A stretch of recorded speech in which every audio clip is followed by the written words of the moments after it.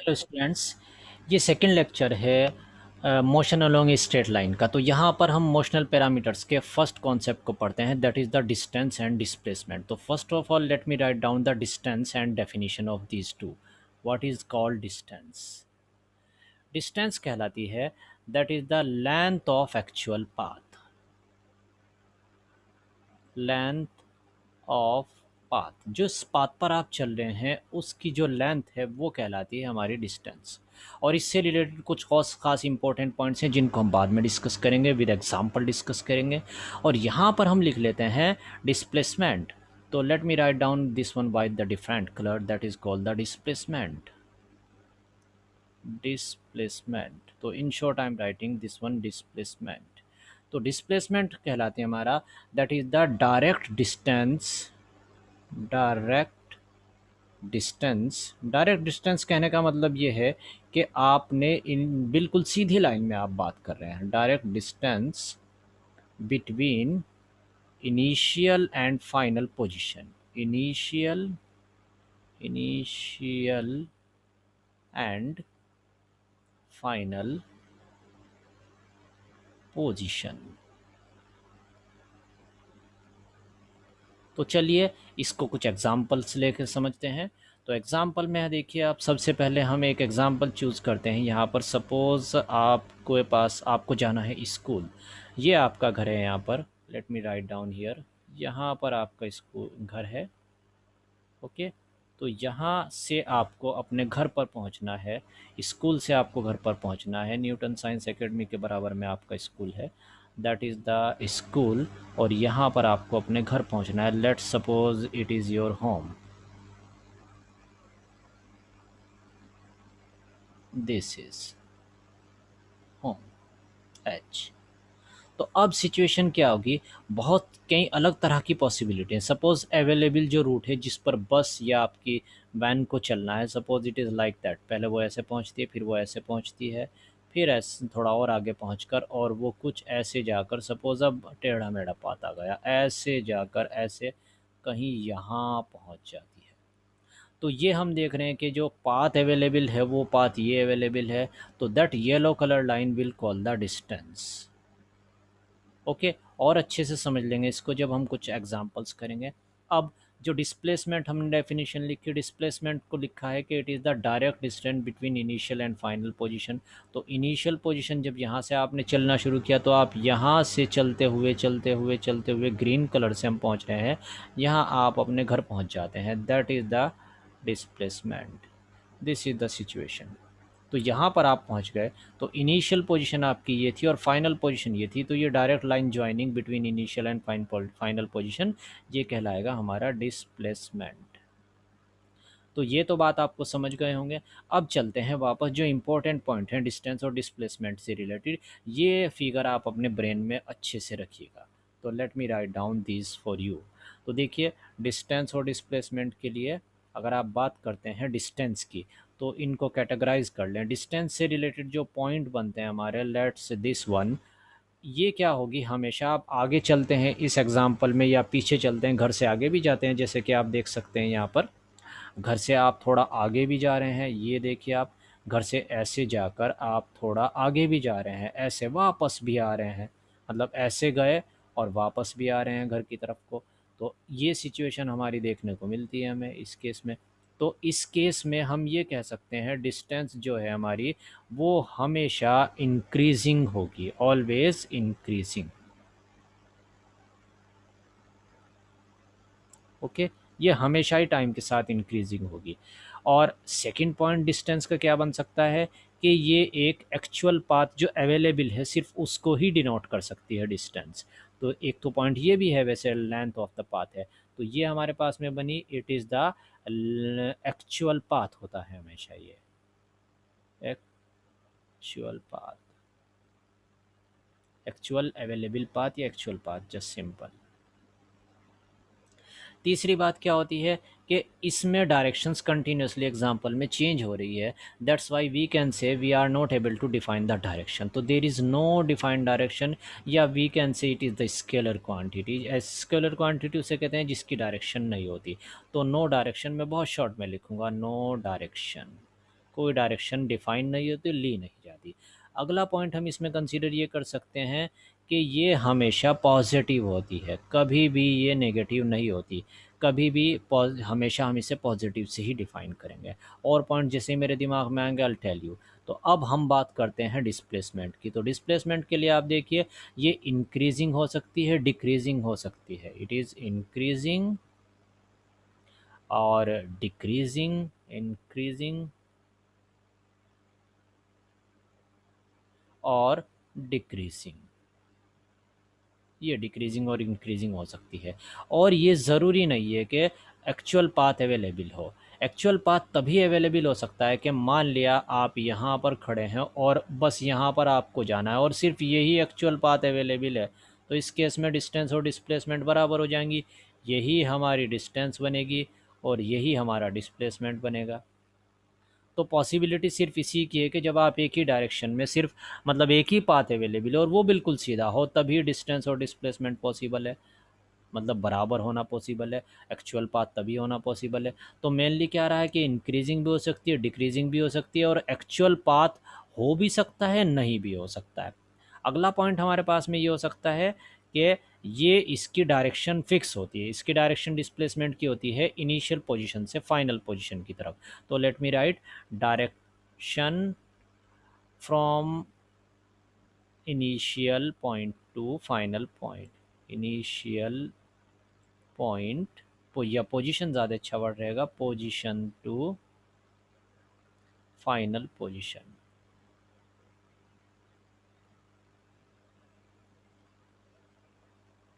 Position. अगली बात, ये पॉजिटिव भी हो सकती है, नेगेटिव भी हो सकती है। मान लिया आपने ये किया कि एक ऑब्जेक्ट ये है कि सपोज़ इधर आपने डिफ़ाइन कर लिया, ऐसे डिफ़ाइन कर लिया कि ओरिजिन मेरा इधर है, ये ओरिजिन है, इस डायरेक्शन में मैं पॉजिटिव कंसीडर करूँगा, इस डायरेक्शन को मैं नेगेटिव कंसीडर करूँगा।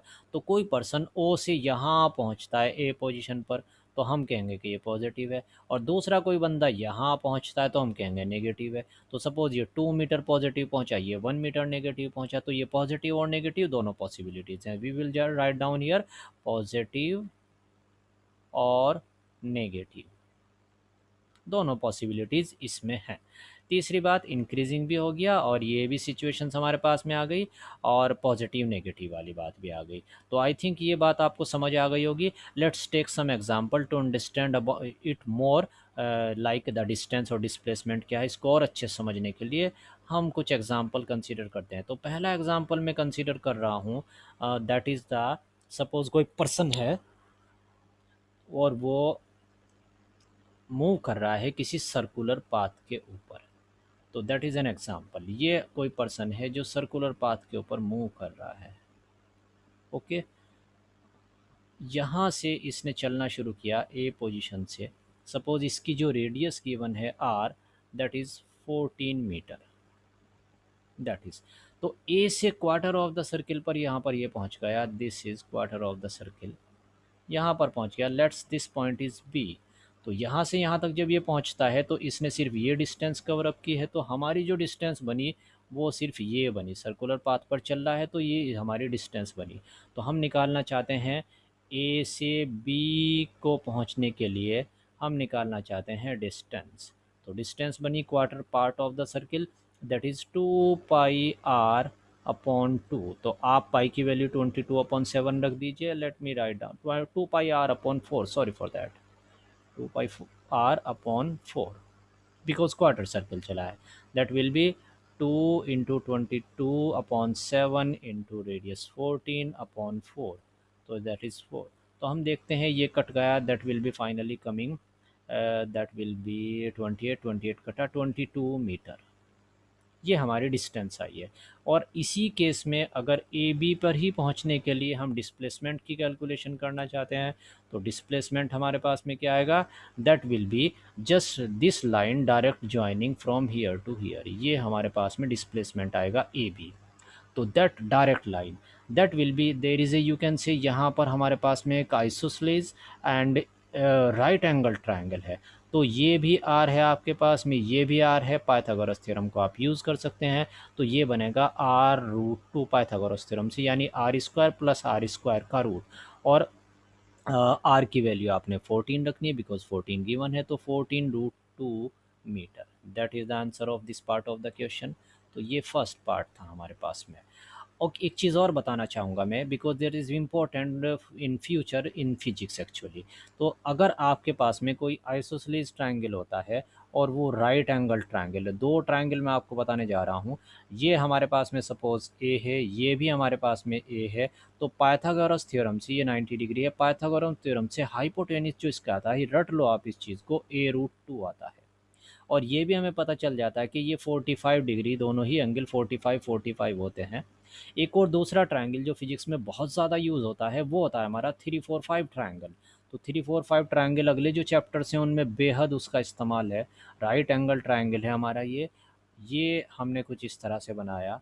तो इस केस में अगर आपने इसको 3 लिया और इस साइड को 4 कंसीडर किया तो ये 5 है। आप ये भी कह सकते हैं कि ये 3x है, ये 4x है, तो ये 5x होगा। और एक इम्पॉर्टेंट चीज़ है कि 3 के सामने जो एंगल आता है approximately this angle I am talking about, तो ये एंगल आता है हमारा अराउंड 37 डिग्री। ये बहुत यूज़ होगा। एक्स की वैल्यू आप कुछ भी लो, सपोज आपने 3 सेंटीमीटर, 4 सेंटीमीटर, 5 सेंटीमीटर लिया, आपने 6 सेंटीमीटर, 8 सेंटीमीटर, तो ये 10 सेंटीमीटर होगा। आपने इसको 1.5 लिया, इसको 2 लिया, तो ये 2.5 होगा। Whatever the value of X. तो ये एक इम्पॉर्टेंट ट्राइंगल हैं दोनों के दोनों। ये 37 है, एक और बात याद रखें तो ये 53 आएगा। तो आप याद रख लो कि 3 के सामने 3 जैसा, यानी 37 डिग्री 3 के सामने वाली साइड होती है, लेकिन सिर्फ और सिर्फ राइट एंगल ट्राइंगल में। अब ये ट्राइंगल इतना मशहूर है, इससे रिलेटेड बहुत सारे सवाल की प्रैक्टिस होती है। तो एग्ज़ाम में कभी कभी वो 3 4 5 मतलब 5 इसको या इसको ले लेते हैं, तो स्टूडेंट सोचते हैं 3 4 5 लगाएं और वही आंसर होता है हमारा ऑब्जेक्टिव क्वेश्चन में। तो be careful for that also. चलिए सेकंड पार्ट शुरू करते हैं। सेकंड पार्ट में सपोज ये पर्सन यहाँ से ए से बी को होता हुआ जस्ट अपोजिट, यानी डबल ऑफ द सर्किल, यानी ये यहाँ पर पहुँचता है। सपोज हमने ये कंसीडर किया, कलर चेंज कर लेते हैं इसका, ये सी पर पहुँचता है। कैसे पहुँचता है सेकंड पार्ट में, दैट इज दिस, होता हुआ ए से बी को होता हुआ सी पर पहुंचा। तो इस केस में जब आप डिस्टेंस निकालते हैं तो डिस्टेंस हम देख सकते हैं, तो ये हाफ ऑफ द सर्किल बन रहा है। तो हाफ ऑफ द सर्किल का मतलब यानी कि हम कह सकते हैं 44 मीटर इसने डिस्टेंस कवर अप की। लेकिन अगर आप इसी केस के लिए डिस्प्लेसमेंट निकालते हैं, इसी केस के लिए आप डिस्प्लेसमेंट निकालते हैं, तो that will be, write down, A से बी को होता हुआ सी पर पहुंचा। That displacement will be equal to, यहाँ इनिशियल से चला था और यहाँ डायरेक्ट पहुंच गया, तो that will be the displacement that is twice of radius, radius 14 है, तो that will be 14 into 2 28 metre. ये हमारे पास में डिस्प्लेसमेंट आ गया। अब से अगला केस हम लेके चलते हैं कि सपोज ये ए से, थर्ड केस में ए से बी को होता हुआ सी को होता हुआ फाइनली वो पहुंचता है ए पर वापस।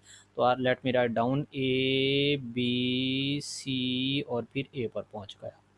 तो इस केस में जो डिस्टेंस आपकी कवर अप होगी, इस केस में जो डिस्टेंस कवर अप होगी, that will B total circumference of the circle, यानी ये 44 है, नीचे वाला भी 44 है, दैट विल बी 88 मीटर। और डिस्प्लेसमेंट कितना बना इस केस में, डिस्प्लेसमेंट बन रहा है 0। ओके, आई थिंक मैंने ये वाला पॉइंट नहीं लिखा कि डिस्प्लेसमेंट 0 भी हो सकता है, तो let me write down this one here. नहीं, मैंने ये नहीं लिखा, late me right here for you. तो डिस्प्लेसमेंट क्या हो सकता है कि वो 0 भी हो सकता है, 0 भी हो सकता है। ओके, और अगर कोई पॉइंट नज़र दिमाग में आता है दोबारा फिर उसको लिख देंगे। चलिए आगे बढ़ते हैं। अब एक और एग्जांपल लेते हैं, ये वाला कॉन्सेप्ट आपको समझ आ गया होगा। एक एग्जांपल हमारे पास में है कि सपोज़ कोई ऑब्जेक्ट है जिसका ओरिजिन, ये ओरिजिन से स्ट्रेट लाइन में हम कंसीडर कर रहे हैं, ये वेट लिटिल, सही लाइन नहीं खींची, ये हमारे पास में एक ये है, दिस इज़, तो यहाँ पर एक ओरिजिन है हमारा। यहाँ पर सपोज़ इनिशियली कोई ऑब्जेक्ट है ए पॉइंट के ऊपर, ए पर, और ये बी पर पहुँचती है, यहाँ बी पर पहुँचती है, ऐसे पहुँचती है, ए से चलती है ऐसे, और फिर यहाँ से वापस इसी लाइन के ऊपर चलते हुए, लेकिन इसी के ऊपर नहीं बना रहा है, थोड़ा सा आगे बना देते हैं ऐसे।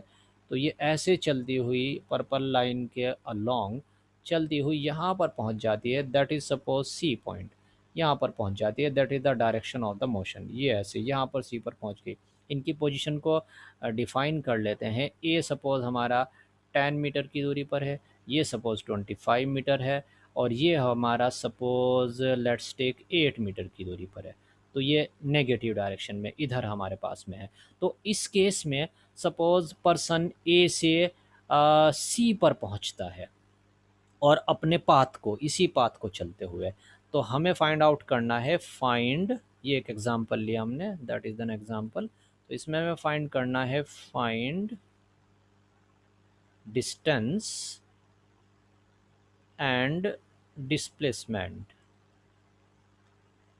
इन फर्स्ट में कैसे हमें करना है, हमें डिस्टेंस निकालनी है, दैट इज़ ए से लेकर, ए से बी को होता हुआ ओ पर पहुँचे ये इस केस में हमें डिस्टेंस और डिस्प्लेसमेंट निकालना है। सेकंड केस में हमें सपोज फाइंड करना है, ए से बी को होता हुआ ओ को होता हुआ सी पर पहुंचता है। तो चलिए फर्स्ट केस पहले सॉल्व करते हैं। तो फर्स्ट केस में अगर हम देखें डिस्टेंस, तो ये यहाँ 10 की पोजीशन पर था, बी पर पहुंचा 25 पर, यानी 15 मीटर इसने डिस्टेंस कवर अप की, और वापस ओ पर पहुंचा, तो ये टोटल 25 है। ये एग्जैक्टली जो गिवन है कि ओ से 10 दिया है, ओ से ही बी की पोजीशन 25 दी है, ओ से ही सी की पोजीशन इस डायरेक्शन में, अपोजिट डायरेक्शन में 8 दी है।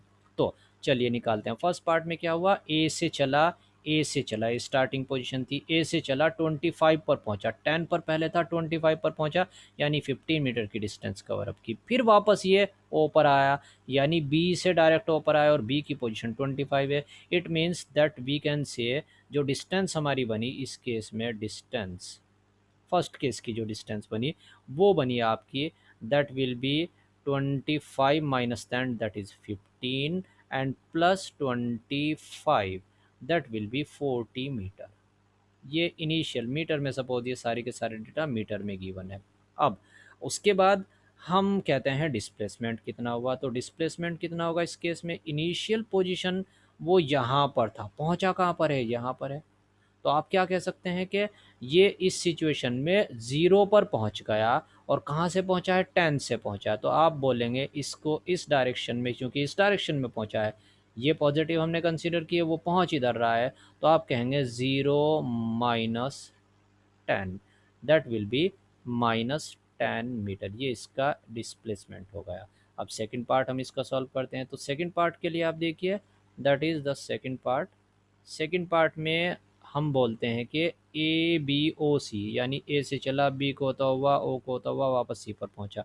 तो डिस्टेंस कितनी बनेगी, हम क्या बोलेंगे, डिस्टेंस आप देखिए कि ए से चला 15, ये चला, फिर यहाँ कितना चला 25, फिर वापस कितना, और दैट इज़ ये 15 चला, फिर 25 चला, फिर 8 चला। तो आपको पता चला डिस्टेंस कितना हो गया, फर्स्ट ऑफ ऑल 15, ए से बी तक पहुंचने में, बी से ओ तक पहुंचने में आपको पता चला 25, और फिर हमें पता चलता है 8। तो ये कितना आ गया, 48 मीटर। ये केस बना। और इसी केस के लिए अगर आप डिस्प्लेसमेंट निकालना चाहते हैं, तो डिस्प्लेसमेंट की सिचुएशन क्या बनेगी, इनिशियल पोजीशन अगर आप देखें उसकी 10 पर है, और फाइनल पोजीशन कितनी है, 8 पर है, और डायरेक्शन क्या है, इनिशियल से फाइनल की तरफ को, यानी ये डायरेक्शन, ये नेगेटिव आंसर इसका आना चाहिए। तो लेट्स राइट डाउन, फाइनल वाला कितना है, ये फाइनल पोजीशन है, लेकिन ये तो नेगेटिव में है, तो we will write down -8 minus, अब इनिशियल पोजीशन क्या है, पॉजिटिव 10 है, तो दैट विल बी जस्ट 10, तो यू से 18 मीटर नेगेटिव। तो आप देख भी सकते हैं कि ए और सी के बीच की जो exact direct line joining distance है वो 18 मीटर है, और डायरेक्शन इसकी इधर को है। तो ये वाली हमने चूंकि पॉजिटिव कंसीडर की है, ये वाली हमने नेगेटिव कंसीडर की है, तो वो -18 मीटर आ रही है। एनीवे एक फार्मूले के तौर पे आप याद रख लीजिए कि डिस्प्लेसमेंट जो होती है हमारी, वो होती है, डिस्प्लेसमेंट की जो वैल्यू होती है, मैग्नीट्यूड जो होता है, दैट विल बी एक्स, आप यूँ से डेल्टा एक्स, दिस वन, ये होती है final position minus initial position. ये रहा हमारे पास में। एक और भी चीज़ फिजिक्स में काफ़ी ज़्यादा यूज़ करेंगे हम, इस डेल्टा का मतलब क्या है, डेल्टा मीन्स, इसका कहाँ इस्तेमाल होता है। तो डेल्टा एक्स जैसे मैंने लिखा, तो डेल्टा एक्स का मतलब हो गया फाइनल माइनस इनिशियल, यानी final position minus initial position. या मैं लिखूँ डेल्टा, सपोज मैंने लिख दिया डेल्टा वी, तो मैं लिखूँगा final velocity minus initial velocity. मान लिया मैं लिखूँ डेल्टा पी, ये सब आपने लोअर क्लासेस में पढ़ा है, तो that will B final momentum minus initial momentum. ऐसे किसी भी चीज़ के लिए अगर हम डेल्टा लगाते हैं, मतलब टू भी लिखते हैं कहीं बुक में, फाइनल P2 माइनस P1, तो किसी भी के लिए जब हम डेल्टा लगाते हैं फिजिकल क्वांटिटीज़ के लिए, तो उस केस में फाइनल में से इनिशियल को निकालने को हम डेल्टा कहते हैं। तो ये हमारे पास में एक फार्मूला बना है डिस्प्लेसमेंट निकालने के लिए। तो let me highlight that one. And that's I think all about for the distance और डिस्प्लेसमेंट। और इसी से आपके आगे आई थिंक बिल्कुल क्लियर हो गया होगा। एनीवे, अगर किसी को कोई डाउट है, कोई प्रॉब्लम है, तो वो ज़रूर कमेंट करे, और नेक्स्ट वीडियो के लिए चैनल को सब्सक्राइब करके बेल आइकन को दबा दें। Thanks for watching the video. अपने दोस्तों के साथ शेयर ज़रूर कर देना। Have a nice day. Good bye.